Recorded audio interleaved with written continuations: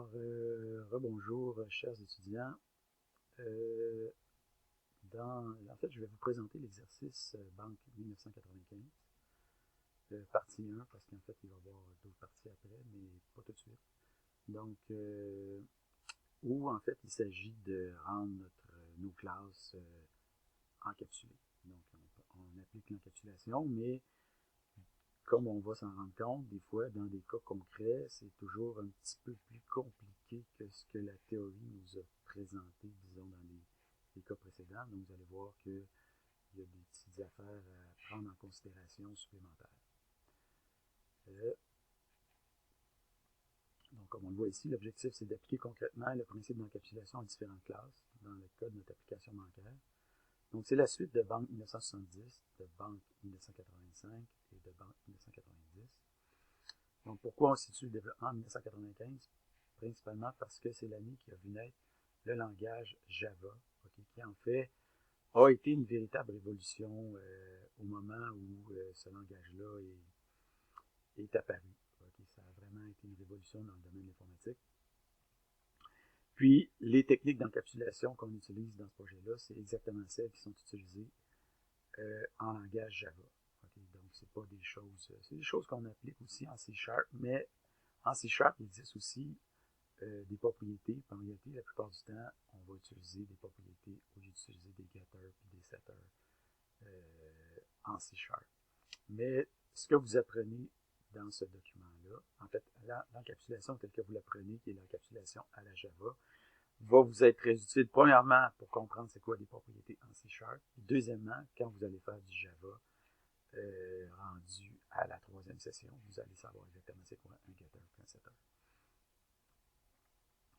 Donc, les différentes parties, la mise en place, la notation des données, les exceptions, en fait, l'encapsulation des exceptions, l'encapsulation du compte, l'encapsulation de la banque, finalement, la remise. Donc, pour ce qui est de la mise en place, en fait, c'est un peu comme les cas précédents. Il faut convertir tout ce qui est 1990 en 1995, en veillant aussi à modifier aussi les noms des dossiers. Donc, ici, on ne le voit pas, là, mais les noms des dossiers doivent aussi être modifiés. Okay. Donc, vous ajoutez ici la protection contre les valeurs nulles, l'éditeur config, les références, les paquets NuGet, etc., etc., etc., etc., etc., comme vous faites dans tous les projets. Ensuite, ça, vous exécutez pour voir que tout fonctionne comme il faut. Normalement, ça devrait bien marcher avec Banque 1995, Banque 1995, etc. Vous pouvez aussi utiliser un fichier XML qui vous est fourni, Banque 1995 XML, pour afficher certaines données, comme vous le voyez ici. Et vous mettez le tout sur pied. Maintenant, on est prêt à passer à une autre section qui s'appelle l'annotation des données. Donc, en prévision de ce qu'on va faire dans la suite d'exercice, on va avoir besoin d'annoter notre modèle des données. Okay. Ça devient nécessaire parce qu'on veut serialiser adéquatement. Si on veut serialiser adéquatement des classes encapsulées, ça devient nécessaire d'annoter notre modèle.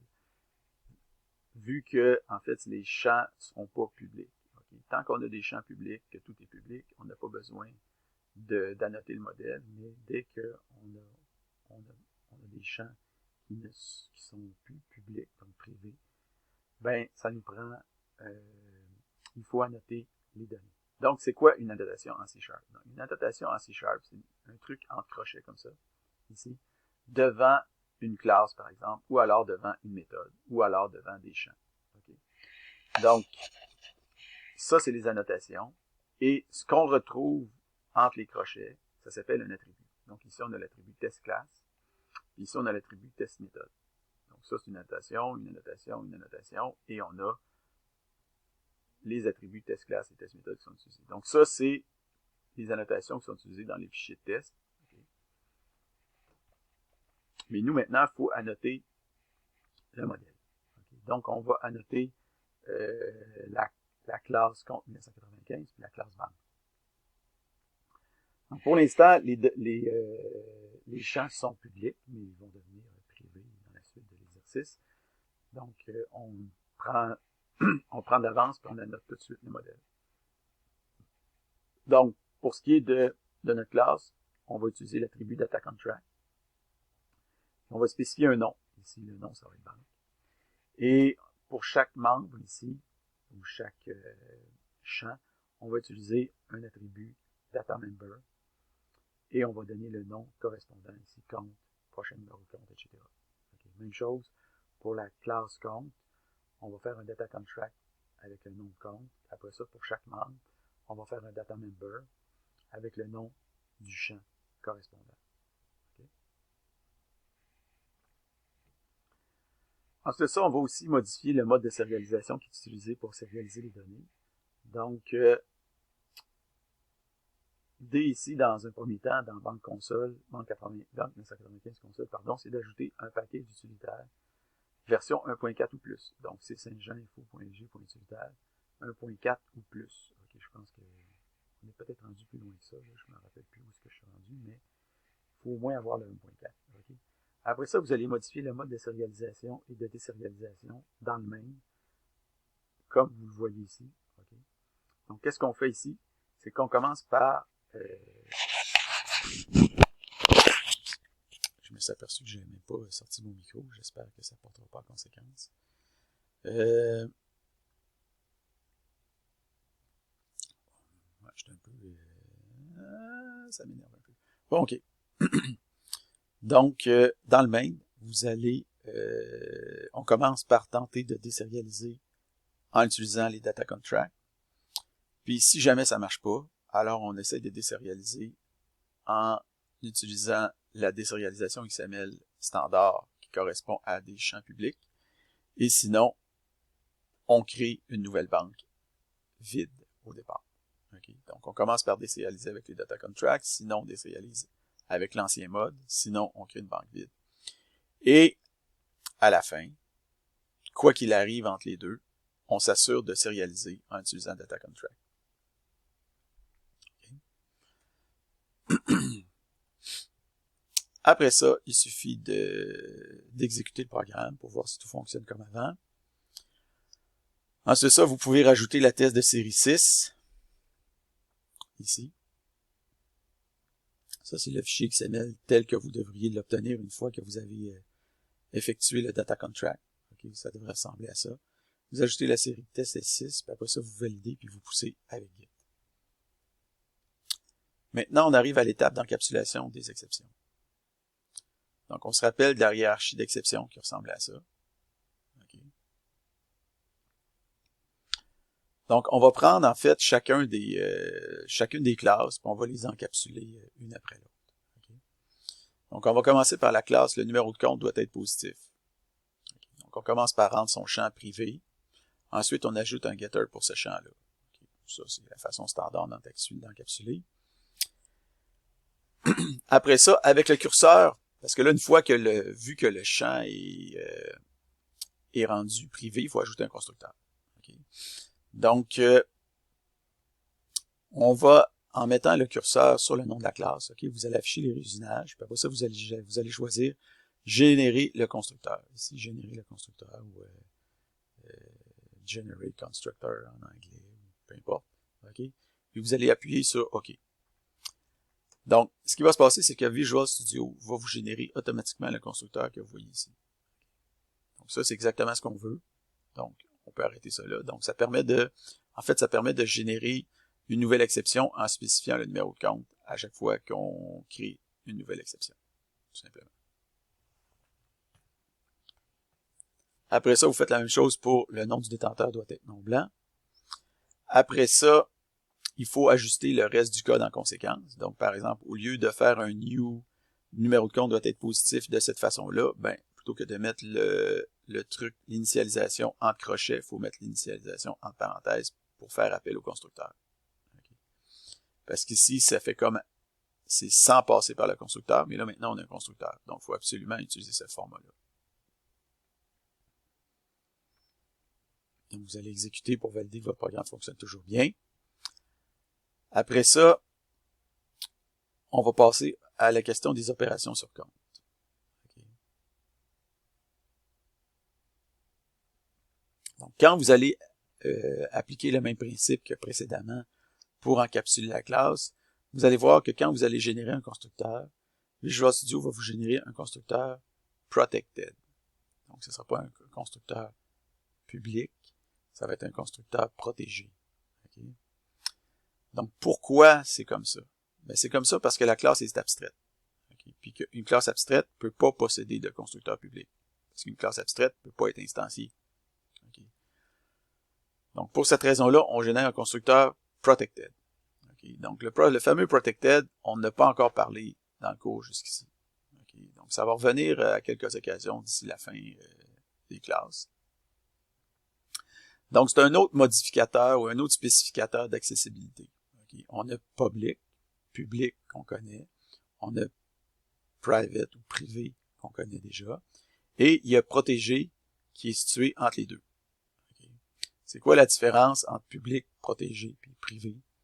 Ben, quand c'est public, c'est accessible de partout. On peut y accéder en dehors de la famille, on peut y accéder dans les descendants, on peut y accéder dans la classe elle-même. Quand c'est privé, un champ ou une méthode privée, le seul endroit où on peut accéder à ça, c'est dans la classe elle-même.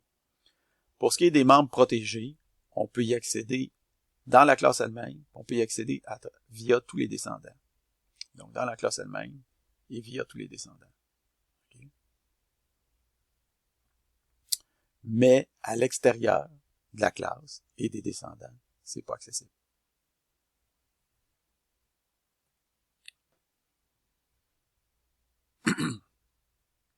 Après ça, si on se situe dans le contexte du compte qui doit être actif, okay, le compte doit être actif, lui, il descend de opération sur compte.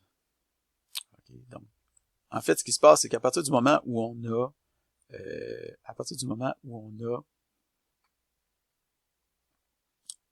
une classe ici qui descend d'une autre classe et que cette classe-là a un constructeur, ben, il faut que la classe ici en ait un aussi. Puis là, elle n'a pas de constructeur. Okay. Donc, c'est pour ça que le truc est souligné en rouge. Donc, qu'est-ce qu'on peut faire? On peut, par exemple, piger, c'est-à-dire afficher les réusinages disponibles, puis on pourrait générer le constructeur compte doit être actif avec un compte.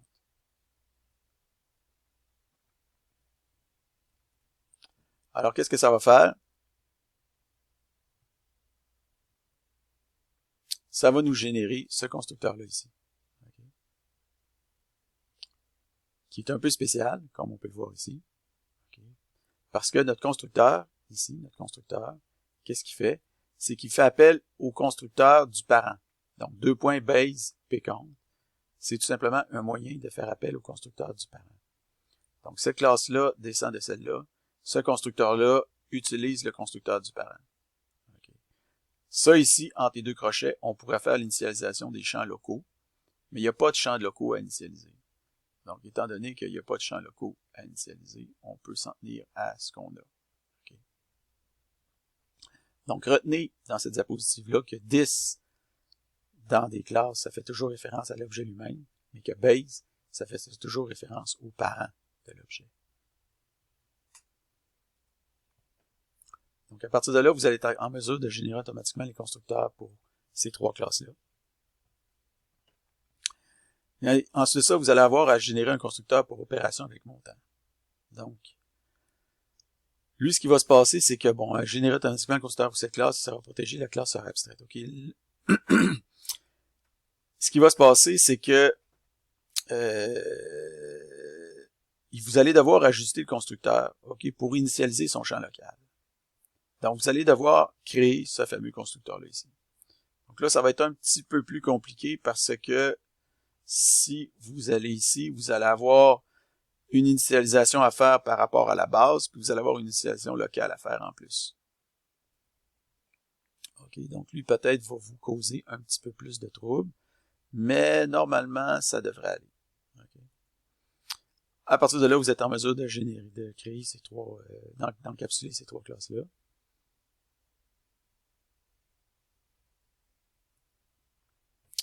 Et il va y avoir des ajustements à faire dans votre programme parce qu'au lieu de, disons, d'utiliser ici, de passer sans constructeur, puis d'initialiser directement les champs, il faut absolument passer par les constructeurs. Okay. Là, vous allez compiler, exécuter. Normalement, ça devrait marcher. Donc, au final, vous allez vous ramasser avec une classe c'est-à-dire une hiérarchie qui va ressembler à ça. Okay? Donc, vous allez avoir ici un champ numéro de compte avec un getter.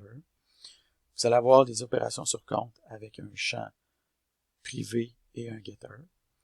Vous allez avoir des opérations avec montant avec un champ privé et un getter pour ce champ-là. Okay?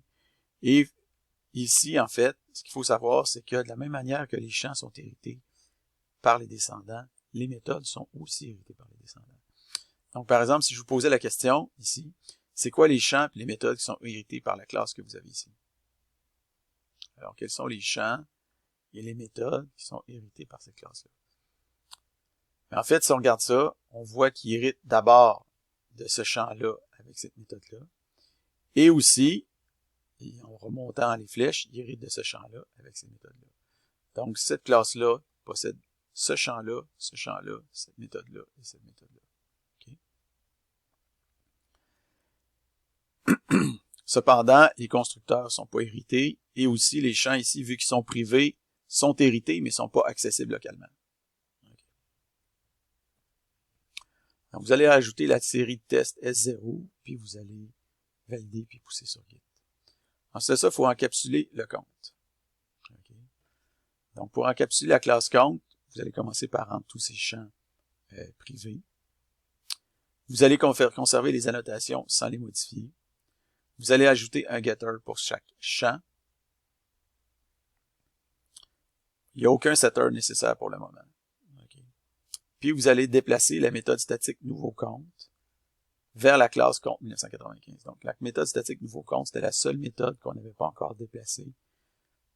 Et on va la déplacer vers, ici vous avez la méthode nouveau compte, que vous allez déplacer vers la classe compte 1995 et elle va devenir un constructeur dans cette classe-là. Okay. Vous allez faire des petits ajustements, mais la méthode reste essentiellement la même, c'est juste que ça devient un constructeur. Ensuite, vous allez supprimer la classe statique opération sur compte parce qu'il n'y a plus rien, il n'y a plus aucune méthode dedans, rien du tout. Donc, vous pouvez la supprimer. Petite remarque concernant l'ordre des membres dans une classe, parce que là, vous allez vous rendre compte que vos classes deviennent de plus en plus grosses. Okay, avec des méthodes, des champs, des constructeurs, etc., etc., etc. Donc, la classe a grossi, a grossi, a grossi, a grossi. Qu'est-ce qu'on fait avec tous ces membres-là? Okay. Donc, il faut savoir qu'il n'y a pas vraiment de standard absolu à ce niveau-là, mais typiquement, ce que vous allez essayer de faire, c'est de toujours positionner les membres à peu près dans le même ordre dans vos classes. Okay. Je vous suggère l'ordre suivant, qui est quand même un ordre relativement répandu, okay, dans lequel on commence par mettre les constantes, les pseudo-constantes en haut. Okay, la notion de pseudo-constante, j'y reviendrai à un moment donné si c'est applicable, mais pour l'instant, tout ce qu'on a utilisé jusqu'à maintenant dans nos programmes, c'est des constantes. Après ça, on met les champs. Ensuite de ça, on met les constructeurs. Il y en a des qui vont mettre les constructeurs avant les champs. Moi, ça me dérange pas. Mais en général, les champs et les constructeurs là, sont pas mal proches l'un de l'autre. Après ça, on met les accessoires avec les propriétés. Après ça, on met les méthodes d'instance, d'abord public, ensuite privé, et après ça, on met les méthodes statiques. Okay. Si jamais n'importe quelle de ces sections-là fait plus d'environ 25 lignes de code, alors vous devriez placer les membres en ordre alphabétique. Okay. Sinon, ça ne veut pas dire de les mettre dans n'importe quel ordre, mais disons que l'ordre alphabétique n'est pas nécessairement de mise. Mais dès que ça fait plus qu'un écran d'ordinateur, l'idée c'est de mettre ça en ordre alphabétique pour savoir exactement où aller chercher. Maintenant, on va parler d'une autre forme d'accessibilité, qui est l'accessibilité interne. Okay. Donc, c'est parce que je l'avais parlé ici. Non. Okay. Donc, l'accessibilité interne, c'est une autre forme d'accessibilité qui est différente de protected. Okay. Donc, on se rappelle que quand c'est public, c'est accessible partout. Quand c'est privé, c'est accessible uniquement dans la classe. Maintenant, interne fait référence à est-ce que c'est accessible dans le même projet ou pas. Quand c'est interne, c'est accessible uniquement dans le même projet. Quand c'est pas interne, c'est accessible de partout. En fait, ça dépend du public et du privé. Okay. Mais quand c'est internal, ça veut dire que c'est accessible partout dans le même projet, mais c'est pas accessible aux autres projets. Donc ça, c'est très utile pour partager des données privées entre les classes d'un même projet. Okay. On peut aussi s'en servir exceptionnellement pour enfreindre, disons, la règle d'encapsulation pour certains clients triés sur le volet. Exemple, un test. Donc, pour tester des trucs spécifiques dans des dans des librairies ou des projets, des fois, on va utiliser cette astuce-là, quand en fait, on va utiliser, comme vous allez le voir. Donc, en fait, si vous voulez voir l'ensemble des possibilités pour ce qui est des accessibilités, vous allez voir que vous avez toutes ces possibilités-là en C#. Okay? Public, protected internal, internal protected, private protected, puis private. Moi, je vous demande pas de les apprendre toutes les 6. Les seuls que je vous demande d'apprendre, c'est public, interne, protégé, privé. Okay. Ici, vous avez tous les cas de figure, là, dans quel cas c'est accessible, pas accessible, etc., etc. Mais on a vu grosso modo avant, c'était quoi. L'important ici aussi, c'est l'usage approximatif. Donc, dans quel pourcentage des cas vous allez utiliser cet attribut-là d'accessibilité. Okay. Cette accessibilité-là, ou ce spécificateur d'accessibilité. Donc, en règle générale, je vous dirais qu'environ 70% de vos membres vont être publics. 25% de vos membres vont être privés. Okay. Donc, 70 plus 25, ça fait 95%. Donc, vous êtes capable de faire à peu près 95% des cas avec privé puis public. Après ça, protégé, 3%. Interne, 2%. Ça, plus ça, plus ça, plus ça, vous arrivez à 100%. Okay. Le reste, c'est des fractions de possibilités pour Protected Internal puis Private Protected. Okay. Maintenant, un setter. Donc, suite à la création d'un nouveau compte, okay, donc, la classe banque doit pouvoir faire passer l'état d'un compte de initial à actif. Okay. Donc, il faut pouvoir modifier ce champ-là. Mais il est rendu privé. Ben, il n'est pas encore rendu privé, il va le devenir. Donc, ça va nous prendre un setter pour pouvoir modifier ce champ-là. Okay? Mais on ne veut pas que n'importe quel utilisateur externe au projet puisse le faire. On veut juste que ça soit la classe banque qui puisse faire une modification dans la classe compte. Donc, la façon de réussir à faire ça, c'est de rendre le setter interne. Donc, vous allez définir ici un setter qui va permettre de modifier l'état du compte, mais ce setter-là va être internal. Okay. Ensuite de ça, une autre chose qu'on veut faire, c'est révéler les rouages internes aux tests. Okay. Pour que les tests, on puisse pleinement tester la classe compte 1995, donc on va révéler le rouage interne. La façon de faire ça, c'est d'ajouter ici voyons, ça c'est l'attribut internals visible to, mais c'est une annotation. Okay. Donc, on ajoute une annotation au début du fichier banque 1995. Okay. Ça, je l'ai mis dans le compte. On l'a mis dans le compte. Bon, ça peut être dans le compte, ça peut être dans la banque, ça n'a pas d'importance, mais on va le mettre dans le compte pour commencer, vu que banque, on le fait après. Donc, dans le compte 1995, vous allez ajouter cette annotation-là. Ça va faire en sorte que les tests vont avoir accès à ce qui se passe dans notre projet banque. Okay? Dans banque libre, en fait.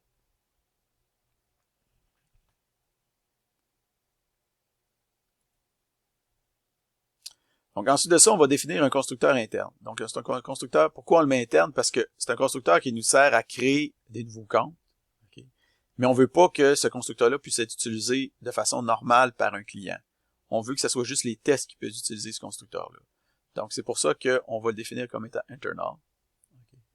Donc, vous allez coder ce constructeur-là. Donc, vous allez respecter les préconditions qui sont ici. Maintenant, vous allez définir aussi un autre constructeur. Cette fois-là, c'est le constructeur public d'intérêt général. Mais ce constructeur-là, en fait, peut faire appel à un constructeur qui existe déjà, qui est le constructeur que vous avez codé ici. Donc, ce constructeur-là fait appel à l'autre constructeur, un peu comme dans Créature, vous avez fait. Okay? Donc, le 10, comme on l'a dit d'avant, ça veut dire la classe elle-même. Donc, ça permet d'invoquer un constructeur dans la même classe. Okay? Donc, ce constructeur-là invoque l'autre constructeur qui est ici. Puis là, ben, je vous donne le code, donc c'est assez facile. Donc, l'idée, c'est de respecter le principe dry, qui dit qu'il ne faut pas se répéter soi-même. Donc, autant que possible, on essaie de ne pas répéter deux fois la même ou les mêmes lignes de code. Okay? Ça veut dire réutiliser les méthodes existantes, comme par exemple des constructeurs, et factoriser le code commun.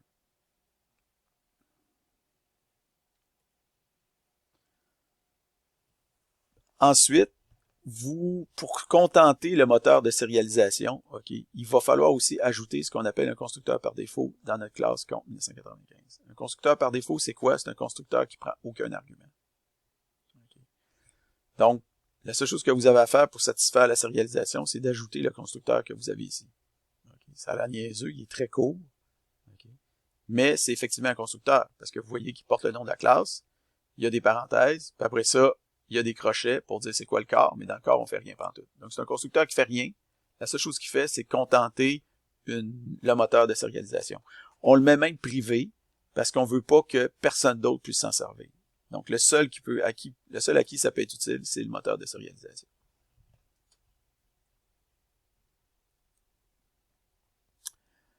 Alors, ensuite de ça, on va, vous allez devoir, en fonction des nouveaux accessoires, nouveaux constructeurs, etc., vous allez adapter le code du pilote, puis le reste du code pour que ça compile, puis pour que ça marche comme avant. Donc, normalement, ça devrait marcher comme avant. Vous allez exécuter pour valider que tout fonctionne. Et vous allez rajouter la série test S1 et tester, et voir que tout fonctionne. Ensuite de ça, la banque. Donc, pour encapsuler la banque, vous allez commencer par rendre tous les champs privés, vous allez conserver les annotations telles quelles, vous allez ajouter un getter pour chaque champ, aucun setter nécessaire pour le moment, et pour le getter getCount, ici, vous allez, au lieu de retourner une liste de comptes, vous allez retourner une énumération de comptes, donc un i énumérable de comptes. Okay?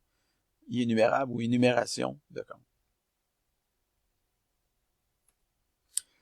Énumérable, c'est quoi cette bébête-là? Donc là, c'est la première fois qu'on voit ça dans le cours, mais je vous avertis tout de suite qu'on va le voir un peu plus en profondeur dans les prochaines semaines. Okay.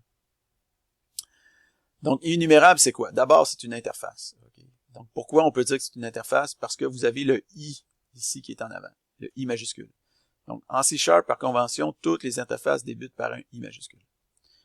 Donc, la classe list aussi, il faut savoir que cette classe-là est compatible avec l'interface i-énumérabilité, comme toutes les collections génériques en C#, incluant les arrays. Donc, si vous allez voir la documentation en ligne, vous allez voir que la classe la liste T, elle implémente différentes interfaces. Okay. Donc, c'est sûr, vous ne savez pas encore c'est quoi une interface, bien, puis tout ça. Bon, je vais juste vous dire des choses. Mais c'est pas nécessaire de comprendre fondamentalement toutes ces choses-là pour faire la suite de l'exercice. Je vais juste vous expliquer des choses pour le moment. Okay? Donc, la classe listée, elle implémente les différentes interfaces que vous avez ici, puis l'une d'entre elles, c'est i-énumérabilité. Ça veut dire que vous avez le droit de retourner une liste qui va prendre l'apparence d'une énumération de comptes. Donc, la liste est compatible avec énumérable. Ça veut dire que vous avez le droit de transformer la liste, si vous voulez ici, transformer superficiellement, lui donner l'apparence d'une énumération.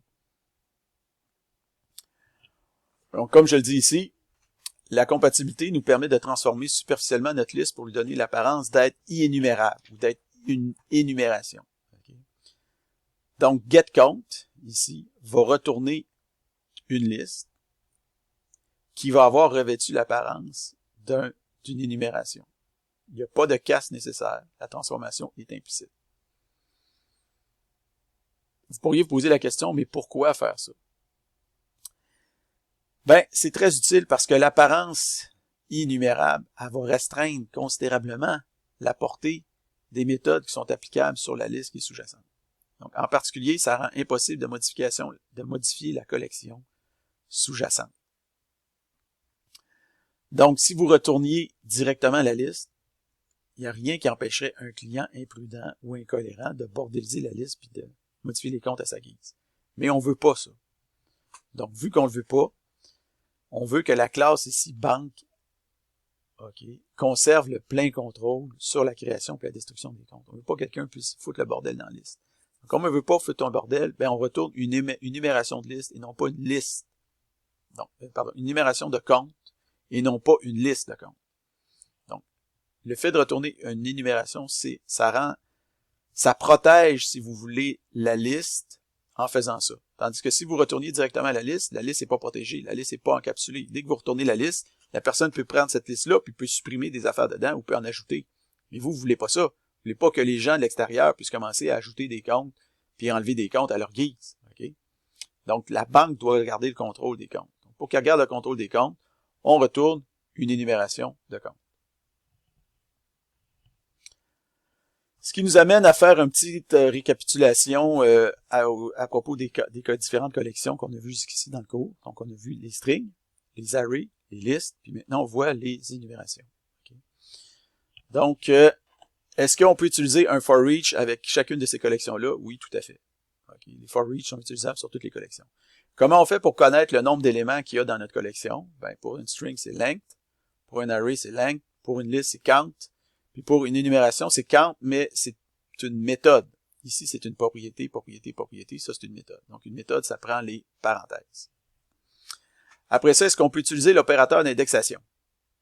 Alors, sur une string, on peut utiliser l'opérateur d'indexation. Sur un array aussi, sur une liste aussi, mais pas sur une énumération. Sur une énumération, il faut utiliser une méthode spéciale qui s'appelle element at, puis il faut dire ici c'est quoi l'indice de l'élément auquel on veut accéder. Comment on fait pour instancier ces différentes collections-là? Ben, une string, c'est facile, c'est comme ça. Un array, c'est comme ça. Une liste, c'est comme ça. Et une énumération, en fait, c'est impossible d'instancier directement une énumération. Tout simplement parce que c'est une interface. Okay. Donc, on ne peut pas directement instancier une énumération. Mais n'importe quelle collection est considérée comme une énumération. Donc, n'importe quelle de ces collections-là peut être, disons, on peut lui donner l'apparence d'être une énumération. Donc, on n'a pas besoin de créer des énumérations. Donc, c'est une interface, donc on ne peut pas l'instancier. Ici, vous avez des exemples de code. Okay. Par exemple, on crée un nouvel array avec les nombres 1, 2, 3, 4, 5. Après ça, on prend cet array-là puis on le stocke dans une variable de type énumération. Donc, on a le droit de faire ça. Il n'y a rien qui nous empêche de faire ça. À ce moment-là, notre array va revêtir l'apparence d'une énumération. Ce qui nous permet de compter le nombre d'éléments dans notre énumération. Ici, on a 5 éléments. L'élément qui est en position 3, c'est 4. 0, 1, 2, 3. Après ça, pour chaque élément de l'énumération, afficher l'élément, un espace. Élément, élément, espace, élément, élément, espace, élément, élément, espace, etc. Okay? Si on essaie d'instancier une énumération, ça marche pas. Si on essaie d'obtenir le count de l'énumération, ça marche pas. Count parce qu'il faut mettre les parenthèses. Utiliser l'opérateur crochet, ça marche pas. Et si après ça, on essaie si on essaie de modifier l'élément en position 1 par un autre élément, on peut pas faire ça parce que les énumérations sont read-only. Okay? Sont en lecture seule, sont non modifiables. Ceci nous amène à ajouter un constructeur dans la banque. Okay. Donc, en fait, on a deux constructeurs. On va ajouter un constructeur ici par défaut. Okay. Vous déciderez qu'est-ce que vous voulez mettre à l'intérieur. Et on va ajouter aussi un constructeur. Le constructeur par défaut, c'est le constructeur utilisé habituellement, dans notre cas, par les utilisateurs. Et on va ajouter un constructeur interne qui va être utilisé par les tests, okay, qui doit respecter les contraintes que vous avez ici.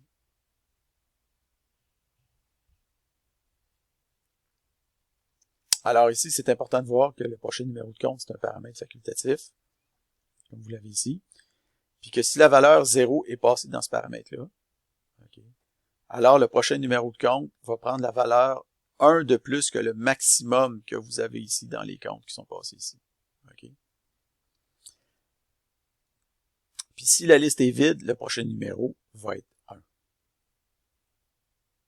Donc vous allez adapter le reste du code en fonction de ça. Vous allez ajouter tous les tests restants, puis vous allez tester que tout fonctionne. Vous allez pousser avec Git.